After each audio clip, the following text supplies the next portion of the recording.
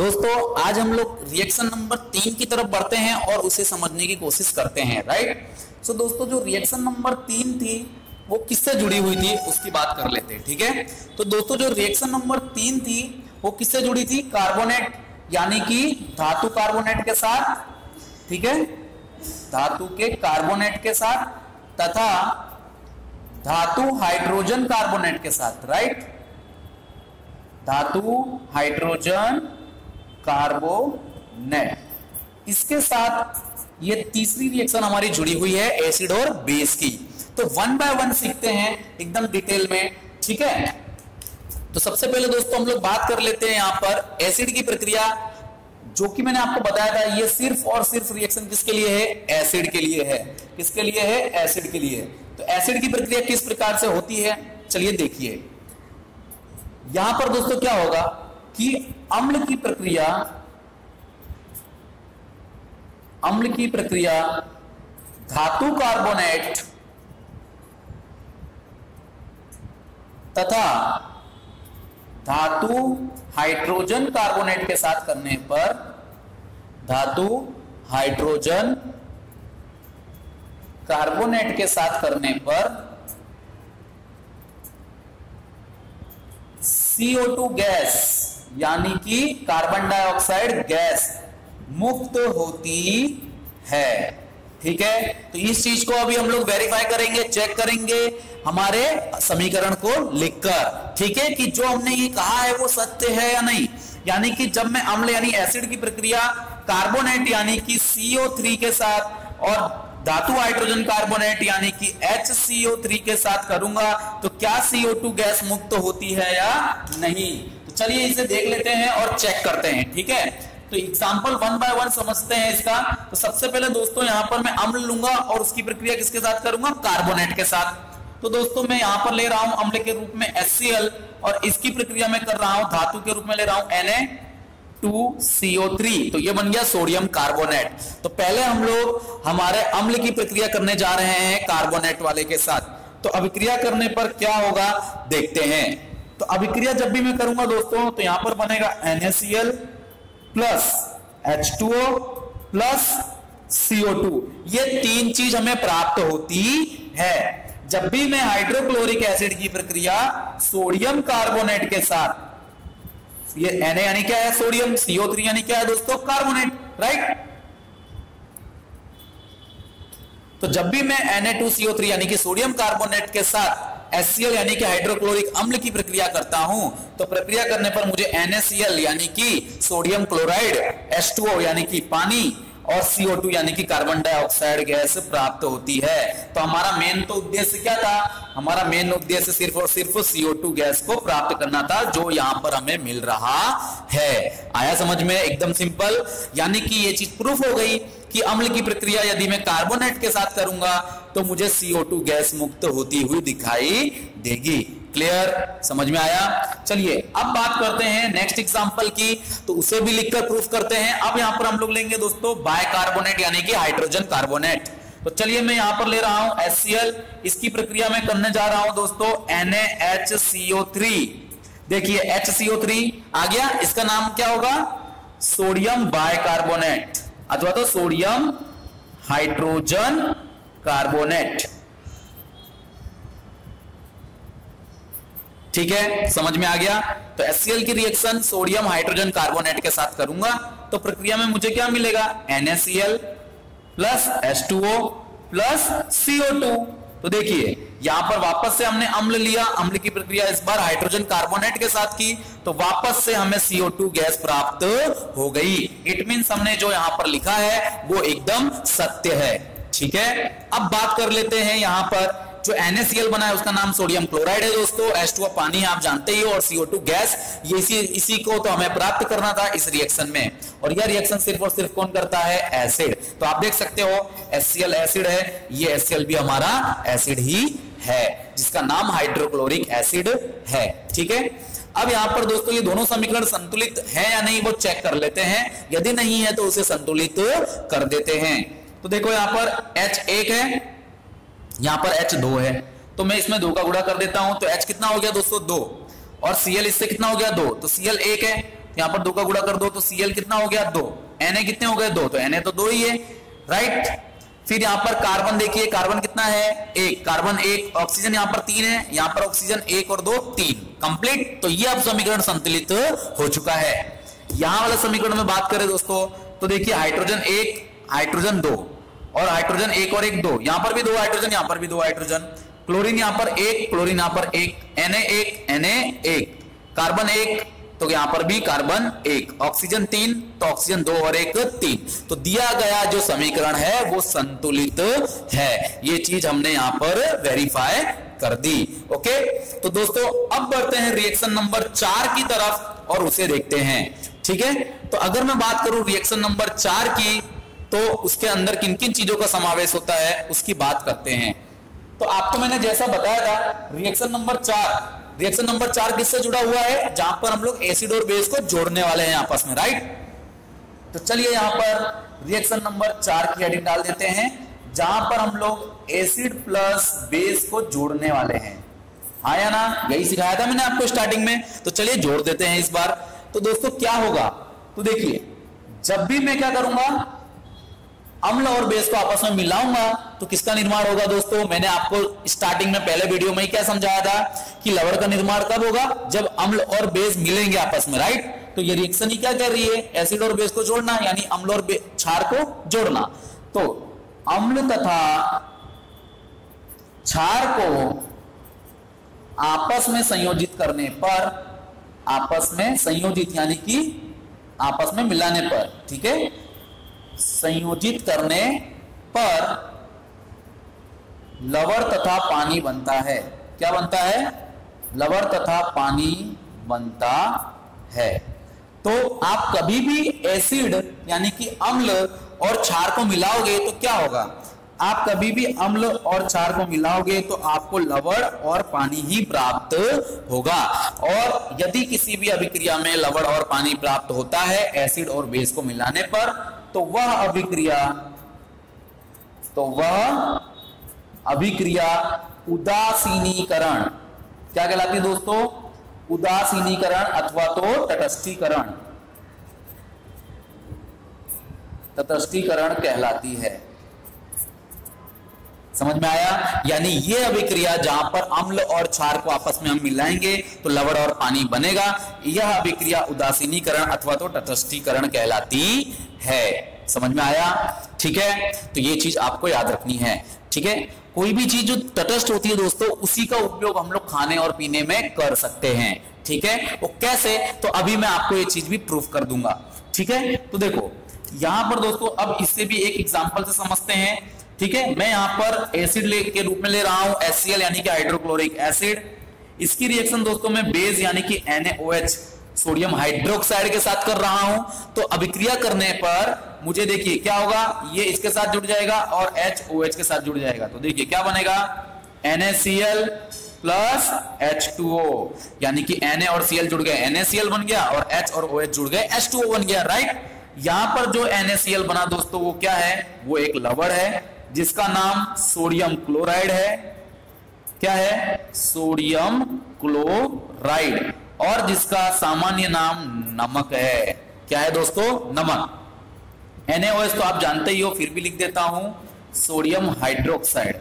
क्या है, sodium hydroxide. और HCl तो आपको पता ही है, ठीक है, कि हाइड्रोक्लोरिक एसिड, और H2O यानी कि पानी। तो देखिए यहां पर क्या हुआ, यहां पर हमने एसिड और बेस को मिलाया तो क्या बन गया, लवण।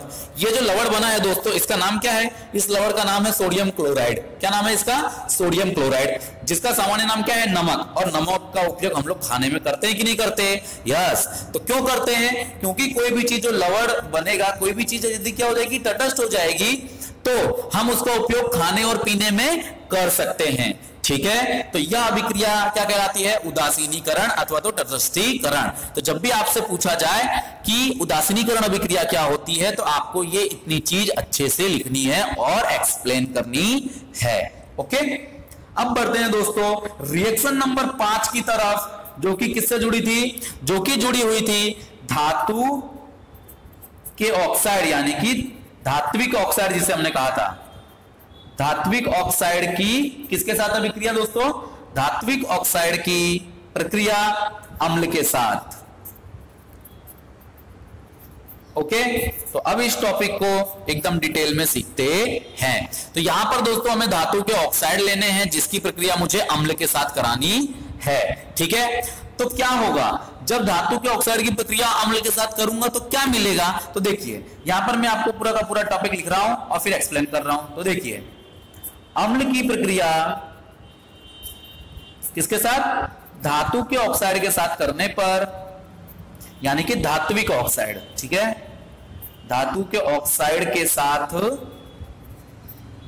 करने पर लवण तथा पानी बनता है।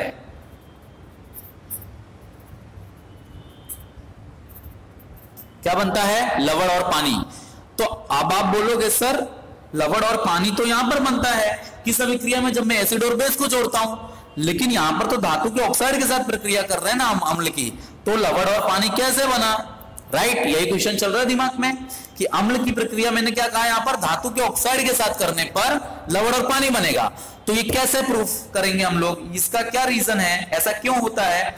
क्योंकि दोस्तों धात्विक ऑक्साइड जो है, धात्विक ऑक्साइड यह क्षारीय गुणधर्म रखता है, यानी कि बेसिक, राइट, गुणधर्म रखता है। ये आपको मैंने ऑलरेडी चैप्टर नंबर 3 में सिखा दिया है। क्या सिखाया है कि यदि आप अम्ल की प्रक्रिया, यदि आप धातु के ऑक्साइड की बात करोगे तो वह कैसा होता है? क्षारीय गुणधर्म रखता है। जहां पे हमने फिजिकल प्रॉपर्टी में सीखा था कि जो धातु के ऑक्साइड होते हैं वो कैसे गुणधर्म रखते हैं? क्षारीय। राइट, तो देखिए यहां पर मैं अम्ल की प्रक्रिया किसके साथ कर रहा हूं? धातु के ऑक्साइड के साथ कर रहा हूं। तो अम्ल तो है ही अम्ल, यानी कि एसिड, और धातु का जो ऑक्साइड है वो कैसा गुणधर्म रख रहा है? क्षारीय, यानी क्षार हो गया। तो अम्ल और क्षार मिल गए तो फिर तो लवण और पानी, यानी कि लवण और पानी तो बनेगा ही। अब समझ में आया क्यों ये भी लवण और पानी बनाता है? इसलिए। ठीक है, अब इसे भी हम लोग प्रूफ करते हैं विद केमिकल इक्वेशन। समीकरण लिखकर इसे भी हम लोग प्रूफ कर देते हैं। ठीक है, तो चलिए यहां पर समीकरण लिखते हैं इसका। तो एग्जांपल के तौर पर अब हम लोग समीकरण लिखेंगे। ठीक है, समीकरण में हमें क्या करना है? एसिड लेना है। तो एसिड के रूप में हमने ले लिया यहां पर दोस्तों HCl, जिसकी प्रक्रिया हमें धातु के ऑक्साइड यानी कि कॉपर ऑक्साइड ले लिया हमने। क्या ले लिया? CuO, इसका नाम क्या है? Copper oxide. इसके साथ अभिक्रिया करेंगे तो अभिक्रिया करने पर हमें क्या प्राप्त होगा? तो CuCl2 प्लस H2O। ठीक है, क्या मिला? ये CuCl2, ये क्या है दोस्तों? ये है लवण, और ये तो पानी आपको पता ही है। इस लवण का नाम क्या है? इसका नाम है दोस्तों कॉपर क्लोराइड। क्या नाम है? Copper chloride. ठीक है, ये CuCl के साथ जुड़ेगा। ठीक है, तो क्या बनेगा? CuCl2। क्या ये अभिक्रिया संतुलित है या नहीं? तो चेक कर लो, यहां पर कॉपर 1 है, यहां पर भी कॉपर 1 है, क्लोरीन 2 है, क्लोरीन 1 है, 2 का गुणा कर दो तो क्लोरीन 2 हो गया। हाइड्रोजन कितना हो गया? 2, तो हाइड्रोजन 2, ऑक्सीजन 1, ऑक्सीजन 1। तो दिया गया समीकरण कैसा हो चुका है दोस्तों? संतुलित हो चुका है। तो यहां पर आपने क्या सीखा कि ये एसिड और ये धातु का ऑक्साइड जो कि कैसा गुणधर्म रखता है?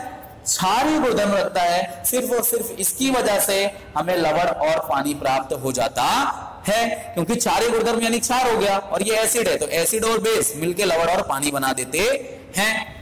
तो ये चीज प्रूफ हो गई, समझ में आ गई। ओके, अब बढ़ते हैं अंतिम रिएक्शन की तरफ, जो कि है दोस्तों रिएक्शन नंबर 6। ठीक है, टोटल 6 प्रकार की रासायनिक अभिक्रियाएं थी।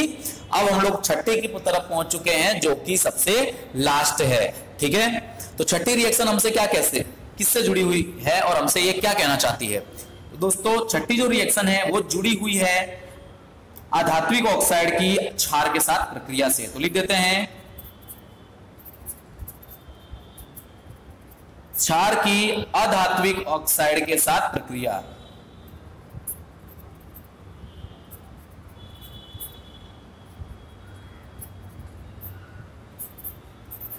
राइट, तो क्षार की अधात्विक ऑक्साइड के साथ प्रक्रिया करने पर क्या होगा? तो चलिए उसे भी बता देता हूं। क्षार यानी कि बेस, क्षार की अधात्विक यानी कि अधातु के ऑक्साइड, ठीक है, अधात्विक ऑक्साइड के साथ प्रक्रिया करने पर, क्षार की अधात्विक ऑक्साइड के साथ प्रक्रिया करने पर भी लवण तथा पानी बनता है, लवण तथा पानी बनता है। अब आप बोलोगे सर ये कैसे हो रहा है? अब तो क्षार की रिएक्शन अधात्विक ऑक्साइड के साथ कर रहे हो, तो चैप्टर नंबर 3 में मैंने क्या सिखाया था? अधातु के ऑक्साइड कैसे गुणधर्म रखते हैं? अधातु के ऑक्साइड अम्लीय गुणधर्म रखते हैं, यानी वो अम्ल हो गया और ये क्षार यानी बेस हो गया, तो दोनों आपस में मिलेंगे तो क्या बनेगा? लवण और पानी। इसलिए इसके अंदर भी लवण और पानी ही बनता है। ठीक है बेटा, अब हमें इससे भी प्रूफ करके देखते हैं कि क्या ये चीज जो हमने लिखी है वो सही है या नहीं।